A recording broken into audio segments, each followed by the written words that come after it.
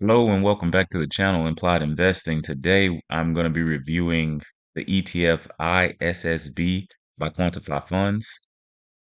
Before we dive into that, let me read the legal disclaimer that I am not an investment professional. This is not investment advice. It is for education and entertainment purposes only. Before making any financial decision, please consult an investment professional. Now, with that out of the way, let's get back into it. ISSB is the income stacked 1x US stock and 1x Bitcoin premium ETF by Quantify Funds. And it has a sister fund, which is ISSG, which instead of being 1x Bitcoin, it's going to be 1x gold. So as you can see, this fund is a weekly payer.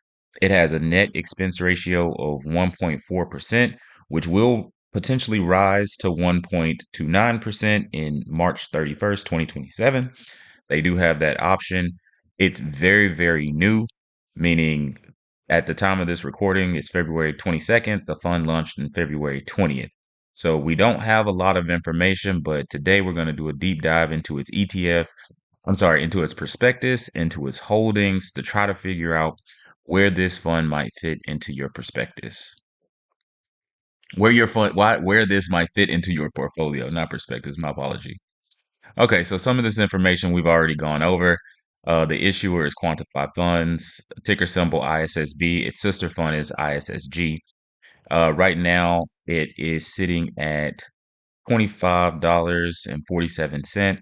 Its net asset value, its stock price is 25.44, so it's trading at a slight discount. It's not on here, but it has seed funding, so basically about $1 million worth of funds under management right now. Moving on to the next slide.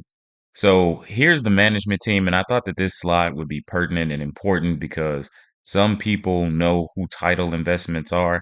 Quantify Funds and Convexitas is a little bit less notoriety, a little bit less prominent, but a lot of people know who title is. Title are the same people who make the yield max funds. They run the option strategies that oftentimes run those funds into the ground. They are known for NAV decay.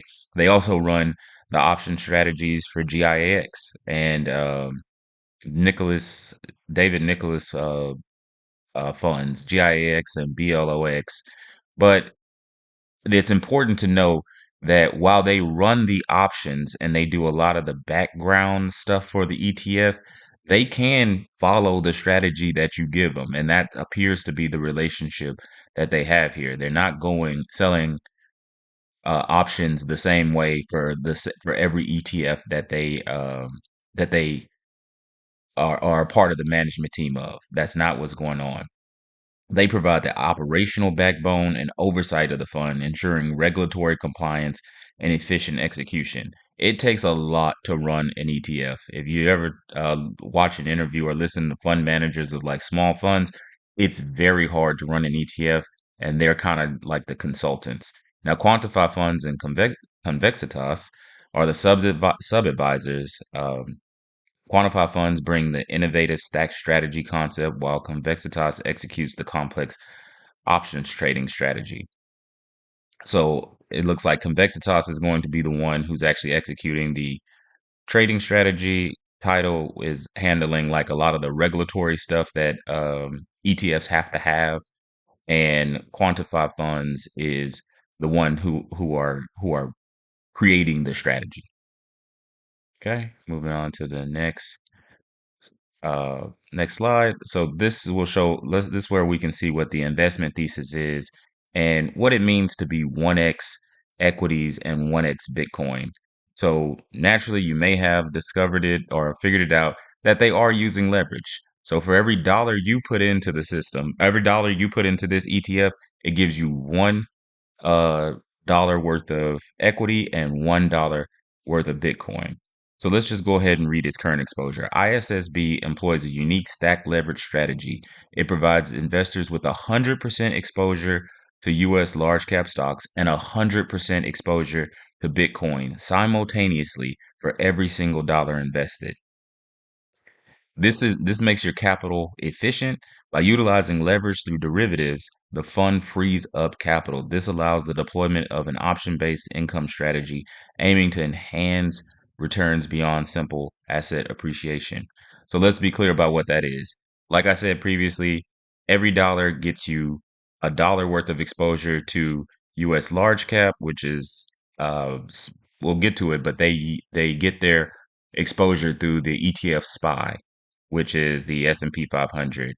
And they also get their exposure through IBIT, I think, for the Bitcoin exposure. But every dollar you put in doesn't give you 50% exposure to SPY. It doesn't give you 50% exposure to IBIT. It gives you 100% exposure. And that's where they're using the leverage. And over here with the capital efficiency, essentially what this means is that they're creating synthetic positions. Uh, doing deep in the money they're doing deep in the money options in order to create synthetic positions that mimic the movement of SPY and IBIT. And That's cheaper than buying and holding the actual underlying asset. It'll move very similar to it. Only difference is that when you make synthetic positions, you don't get the dividends and you don't get voting shares. There are some things that you give up for that cheaper for that less expensive exposure. But for our purposes, I think that it's perfectly fine. It's perfectly fine. So synthetic exposure, this is going over how they get exposure. So the fund gains exposure primarily through long dated call options, leaps on SPY, the S&P 500, and IBIT, Bitcoin Trust. These instruments provide the benefit of asset ownership with a fraction of the capital required. Collateral income, the remaining capital, approximately 30%, is held in cash equivalents to serve as collateral. An active options writing strategy, selling calls and puts overlays the portfolio to generate monthly income distributions. So they're going to be writing calls and puts over their synthetic position. This is very different than your traditional covered call ETF. The traditional covered call ETF is going to just write calls. That's how they generate their income. But this fund is also going to be writing puts, and they're doing it tactically. If you know me, then you know I'm a big fan of the Devo series. There's no reason to systematically write options over all your portfolio. Do it when the market regime is encouraging you to. If you think a stock has gone on a run and it's not, I mean, you think the S&P 500 has gone on a run and it's in a consolidation phase, write a call. If you think that it's gonna run up and keep running up, write some puts. That way you're playing both sides of the option chain and making that money, making really good money. So here's the stack structure. So you have your equity stack and you have a 1-to-1 beta with the S&P 500 through SPY. You have a 1-to-1 beta with Bitcoin through IBIT, and you're running a option strategy to harvest volatility at the end on top of all of that. So this is the ultimate options ETF. If you like options, then this ETF is going to be running lots and lots of options. But that's what they're doing. They're stacking. That's where the stacked comes in. They're putting options on top of options and strategies on top of strategies. So, beta management, the fund actively manages its notional exposure to maintain a target beta of 1 for both asset classes. This rebalance occurs monthly when significant drift occurs. So, what it says actually in the prospectus is that at least monthly, they will rebalance to make sure that you're getting that 1-to-1. So that's just kind of adjusting the leap options so that they are better in line with the price, that they haven't drifted too far. The option selection, leaps are chosen deep in the money for delta exposure. Short options are sold opportunistically, weekly, monthly to capture theta decay without sacrificing core upside. Now, how this is going to be all about execution to make sure that they're not sacrificing the upside potential when the market goes on a tear, when the market is moving upwards. As investors, we want to get some of that upside also. while maintaining that income. And it's interesting inside the prospectus, what you'll see is that their primary focus is to maintain a beta of 1 to 1, giving you both exposure to to the S&P 500 and um, Bitcoin. Typically in income ETFs, they'll say like their primary exposure is current income, or they'll say that their primary their primary goal is current income or price appreciation. But this one says that its primary goal is to maintain a beta of 1 on both these assets. Do with that information as you will. So this is some rough numbers that I ran just to try to figure out, because it's only 2 days old. They haven't really announced what their distribution yield will be. These are some numbers that I ran that'll maybe give us a rough distribution based on their holdings. So as you can see, they hold SPY, IBIT, and IBIT. These are the type of options that they ran, the option contracts. Here's about how far out of the money they are. So the call options are 0.1% out of the money on the S&P 500. The Bitcoin options are 4.6% out of the money, and the IBIT options are I'm sorry, the IBIT put options are 1.3% out of the money. And here you can see the premiums that they estimated premiums that they might have collected, about 13,500 on the January 26th call options on S&P 500, 9,620 on the Bitcoin options, and 9,008 on the call options, and $9,984 on the put options. This comes to a grand total of $24,134. And if you annualize that across its net asset value, its AUM, you get a expected uh, multiplied by 12 across its net asset value, you get an expected annualized yield of about 28%. Now, don't take that as gospel. This is a rough estimate. If the strategy works, you may get 28% uh, based off of how much money how much premium they may have collected this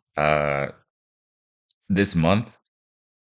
But mind you, this is a weekly payer, so you're going to have to take that and cut it and divide it by 56 to figure out how much your weekly income, 52 to decide how much your weekly income is going to be. But let's say it's 28% is what they're earning. They'll probably distribute 26 to 25% and keep the remainder in cash for a rainy day. A lot of these ETF income ETFs keep an internal bank, so that if a month comes where the put strategy doesn't work or the call strategy doesn't work, they don't have to dig into the NAV in order to pay you, because they generated so much money in previous months. So they'll typically hold a little bit back so that they can pay your premium and not miss that income portion. Okay, here's the value proposition. Dual growth. It captures the long-term appreciation of both U.S. economy and the premier digital asset, which is Bitcoin. Diversification. Bitcoin has historically shown lower correlation to equities, potentially improving risk-adjusted returns. This is somewhat true. Bitcoin does its own thing. A lot of people thought that Bitcoin might move like a traditional commodity like gold or silver, but it doesn't. It does as it pleases, when it pleases. There may be some chats on 4chan or something on Reddit or something in the crypto atmosphere that moves these coins.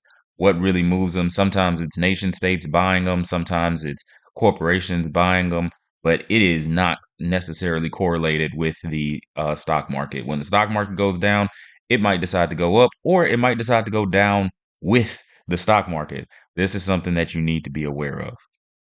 And the enhanced yield. It harnesses volatility from two highly active markets to pay consistent distributions. So this fund is going to have lots of volatility. Just the nature of Bitcoin. If Bitcoin isn't volatile one day, then the S&P 500 might be volatile that day. So you're going to have lots of volatility to harvest and turn into premium income. So here's a a graph of its asset allocation. As you can see, 71% of the fund is how they get their exposure. 31% of the fund is how they are getting how their cash equivalents, and then their short options represent 2% of the fund. This is the where how they're generating income. Cash equivalents just mean that, like, hey, we're keeping this money in here so that we can opportunistically move on our options trades. Risk and considerations. The fund is leveraged, which amplifies both gains and losses. Bitcoin is highly volatile. Combined with leverage, this can lead to significant drawdowns. Tax and NAV risk. Distributions are typically taxed as ordinary income. High distribution rates during downturn can result in return of capital, eroding the net asset value. Now, I know everybody in this space kind of knows that ROC is a tax designation, but it's not always a tax designation. Sometimes they are genuinely returning your capital because they're not making enough money. So hopefully they bank enough money in the good months, good weeks to distribute it in the bad weeks. And that is my review of ISSB. This review is also good for ISSG. They implement the exact same strategy. The exact same strategy. And I'd like to talk about where this could potentially fit into your portfolio. It has a high expense ratio, but if you have a allocation to gold, or if you have an allocation to Bitcoin and you hold an ETF like VU, I wouldn't necessarily liquidate your VU and Bitcoin position in order for this ETF to use this ETF, but I would maybe trim back my Bitcoin position to add this ETF to it. I may trim back if I hold like BTCI or something like that, I may trim it back 25 to 35% and buy ISSB. The benefit of ISSB is that you're getting typically the S&P 500 has a lower beta than Bitcoin. So you're getting potentially similar income with less volatility. And that's uh, where the real, where the real value of this fund comes into play. I'm very curious about this fund. I wish the issuers a